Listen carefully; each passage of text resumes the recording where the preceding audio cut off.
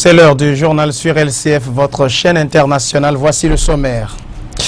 L'Assemblée nationale s'est réunie ce mardi pour examiner le projet de loi modifiant la loi portant institution et réglementation du volontariat national au Togo. Et la loi est passée à la majorité des députés UNIR. L'Irak cherche le moyen de venir à bout des djihadistes de l'État islamique en Irak et au Levant. Les États-Unis, mais aussi l'Iran, proposent leur aide, une aide iranienne qui interroge. Voilà pour le sommaire de ce journal. Bonjour ou bonsoir à vous tous.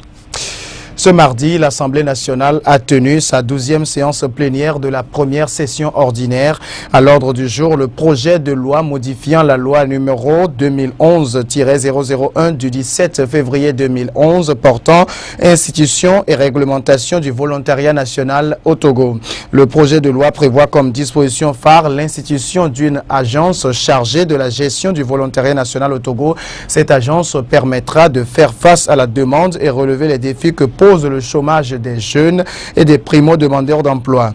Le projet a été adopté à la majorité des députés et il faut préciser que les députés de l'opposition se sont abstenus. Radjoul Mohamedou. Pour défendre dans l'hémicycle son projet de loi de modification de la loi numéro 2011-01 du 17 février 2011 portant institution et réglementation du volontariat national au Togo, la ministre du Développement à la base et de l'emploi des jeunes a dû défendre ses amendements face à deux auditoires au tempérament diamétralement opposés. Dans les rangs clairsemés de l'opposition, les rares députés présents sont restés énigmatiquement muets et indifférents toute la séance durant. En revanche, dans le camp de la majorité présidentielle, on était plutôt débordant d'enthousiasme. L'emploi volontaire des femmes. Dans la fonction publique, aussi se fait pas. Plus que de l'enthousiasme, c'est de la supériorité numérique des députés de la majorité présidentielle que la ministre avait besoin pour faire graver dans le marbre de la loi la métamorphose du programme de volontariat national Provonat. Les amendements apportés au texte initial ont pour objectif de remplacer la commission actuelle par une agence qui aura en charge la gestion du volontariat et qui sera pourvue de plus de marge de manœuvre. La création de l'agence constituera la réponse adapté aux défis auxquels doit faire face le volontariat national, qui doit à présent adopter une forme juridique en mesure d'assurer ses ambitions de développement, une plus grande flexibilité, une efficacité améliorée et une gestion concertée. Le Provonat en chiffres, c'est 3 ans d'existence, 32 000 demandes traitées à ce jour et 4 280 volontaires mobilisés et affectés dans des structures d'accueil. Des chiffres visiblement encourageants, mais pas assez pour briser le mutisme du député Hadi au moment de l'explication de vote.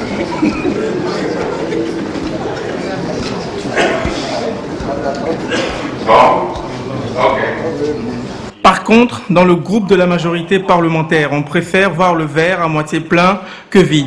La consigne de vote était clairement de peser de toutes leurs forces pour faire passer le texte. Le projet de loi qui est soumis à notre étude et qui modifie l'ancienne loi confie la gestion du volontariat national à un organe financièrement autonome, doté d'une personnalité morale, pour répondre aux soucis du gouvernement de renforcer les mécanismes de gestion et d'organisation du volontariat national et la promotion des ressources humaines dans notre pays.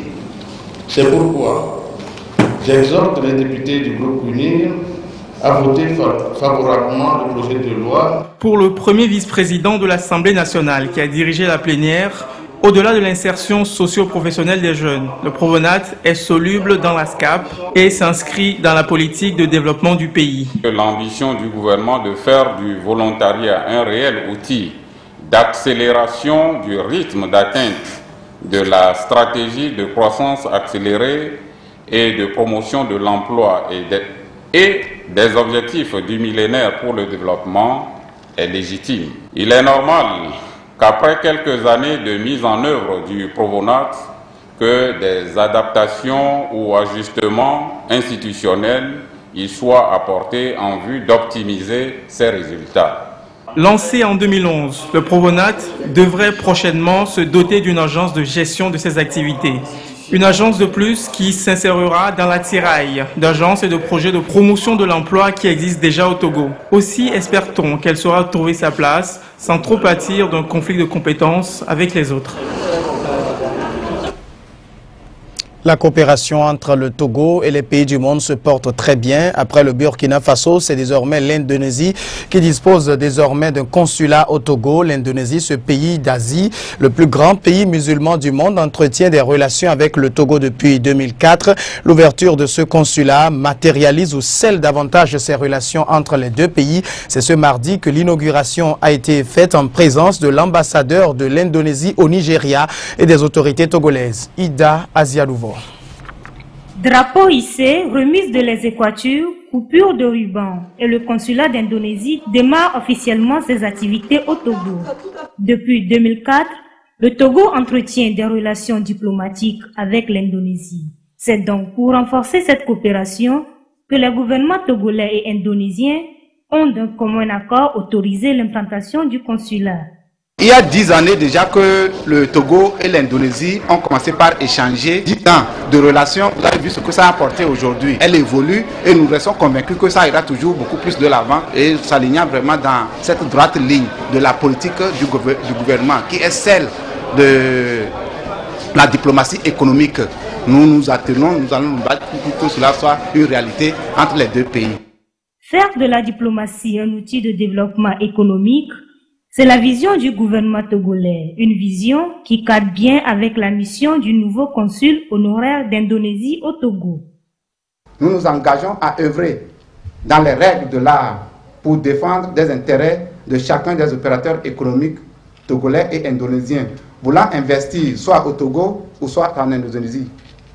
Notre objectif primordial étant de faciliter le partenariat gagnant-gagnant entre les opérateurs économiques ressortissants des deux pays. Il s'agira pour notre part d'œuvrer pour le transfert de la technologie, le développement d'une intelligence économique dans les relations partenariales. Nous commencerons à coup sûr par la création des relations entre les deux pays qui pourraient s'étendre effectivement par la construction d'un centre de loisirs de la République de l'Indonésie au Togo. Une visite des locaux du consulat et l'exposition de certains articles indonésiens ont mis fin à la cérémonie. Toujours dans l'actualité ce mardi, les élèves de terminale ont commencé les épreuves écrites du baccalauréat deuxième partie, mais ce sont seulement les épreuves facultatives qui ont débuté. Ces épreuves vont permettre à ces candidats d'engranger quelques points en attendant le début des choses sérieuses ce mercredi. Mathieu Gaï a fait le tour pour recueillir quelques réactions. Le reportage. Ce mardi dans la matinée, l'heure était aux épreuves facultatives comme le dessin, la couture, la musique pour les élèves de terminale, toutes séries confondues dans les différents centres d'écrit. Quelques heures après, les élèves du centre d'écrit du lycée 2 février se prononcent sur ces sujets facultatifs.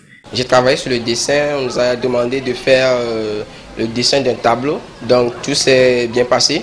Je pense qu'avec l'allure des épreuves, je pense que le bac sera très bon, les épreuves sont déjà abordables pour cette journée. On nous a demandé une robette pour les bébés, plus qu'elle d'oreilles, une paire d'oreilles, c'est ça. Comme épreuve, j'ai eu à composer en couture. On nous a demandé de faire une robette de bébé. Ils sont encore des milliers à être à la quête de ce précieux sésame qui ouvre les portes aux études supérieures. C'est ce mercredi que les choses sérieuses vont commencer et les candidats espèrent affronter des épreuves abordables. Moi, j'aimerais faire le vœu de beaucoup de facilité dans les épreuves pour que nous puissions comprendre et puis sortir en abondance. Mon premier vœu, c'est que le Seigneur nous accorde la réussite à tous et qu'il fasse que, la réussite, c'est tout ce que nous voulons, que les matières continuent à être abordables et le mieux sera de réussir. On veut que toutes les épreuves soient abordables dans les matières de base, la SVT, la mathématique et la science physique.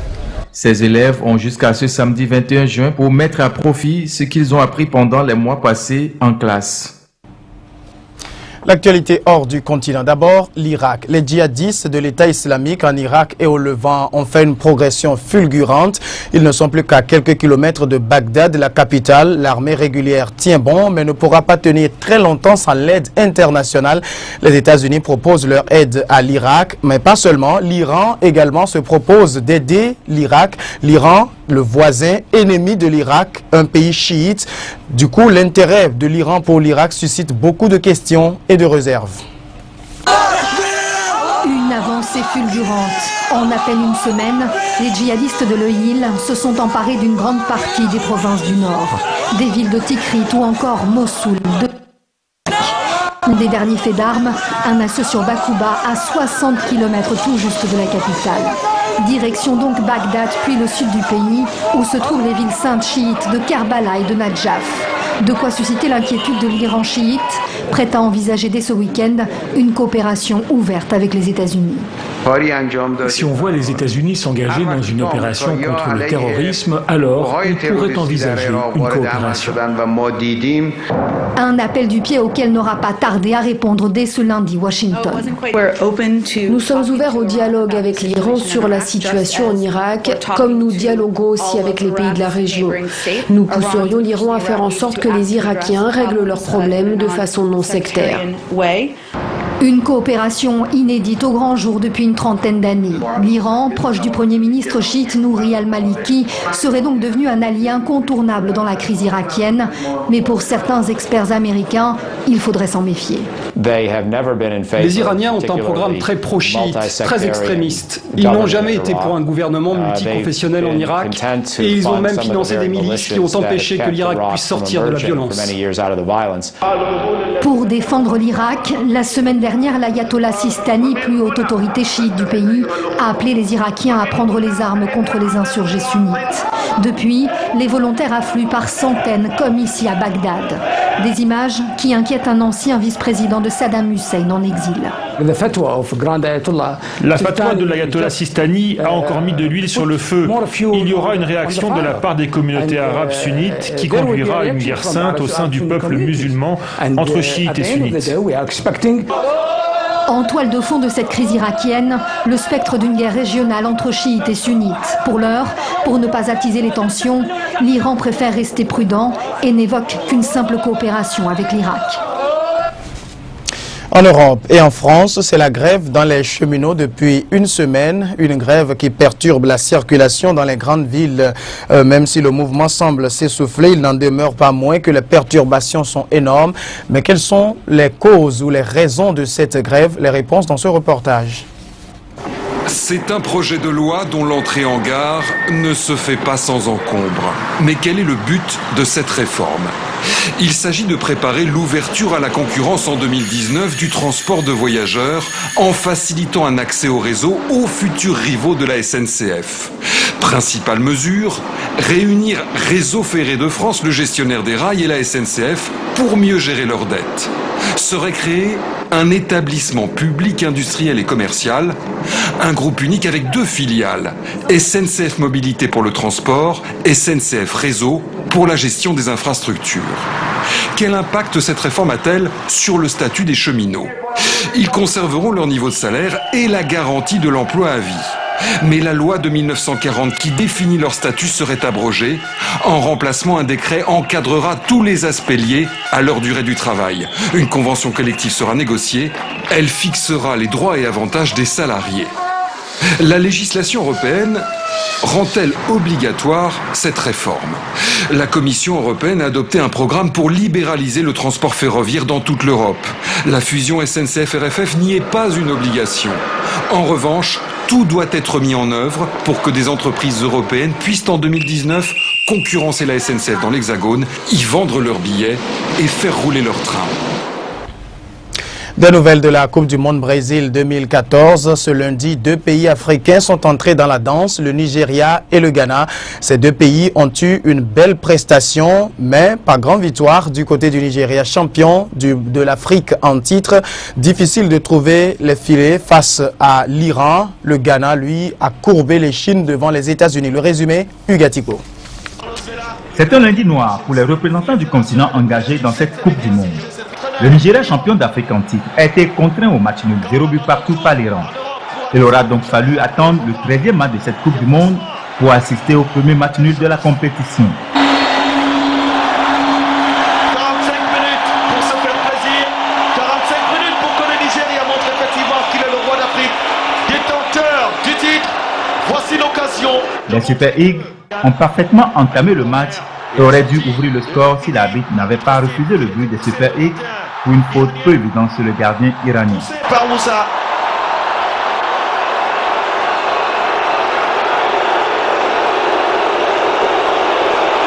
Mais les hommes de Stéphane Tichy n'ont pas trouvé la faille dans la défense iranienne. L'entrée en jeu de Peter Odinwidi et Shola Ameobi ont eu le mérite de booster le jeu des Super Eagles. Finalement, le match nul, 0 but partout, est logique.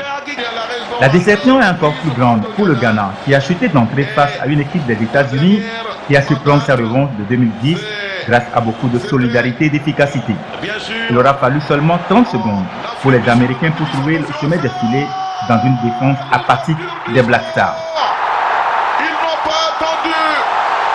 Crépusculaire va permettre aux Ghanéens de se réveiller et de repartir tout de suite du bon pied. Les Ghanéens n'abdiquent pas et vont égaliser à la 82e minute par André Ayew. Mais sur une hésitation coupable de la défense ghanéenne, le Ghana encaisse le second but.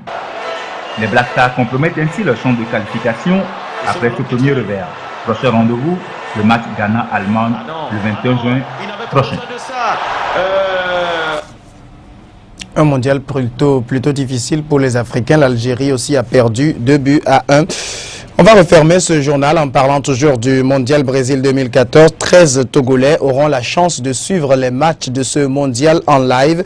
Il s'agit de 13 personnes retenues à l'issue d'un concours organisé par la brasserie Bébé Lomé SA.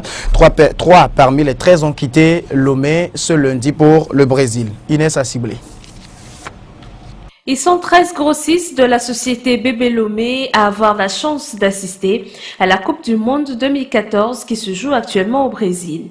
Ils sont issus d'une sélection des meilleurs vendeurs grossistes des produits bébés.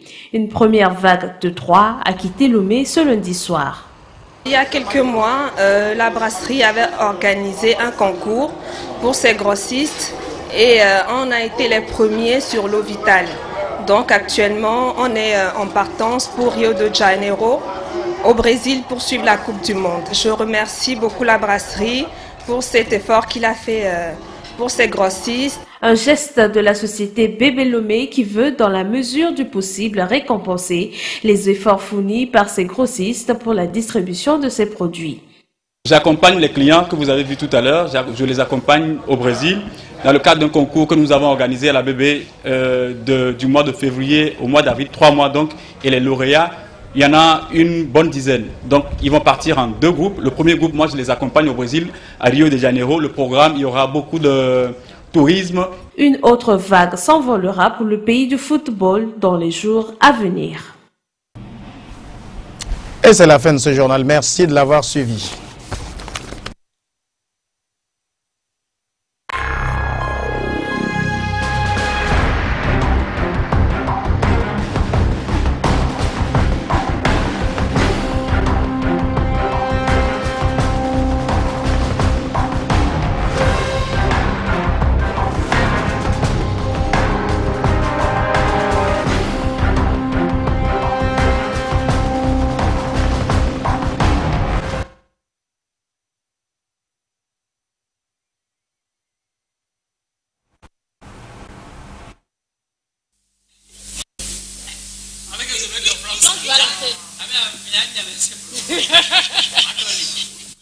Don't you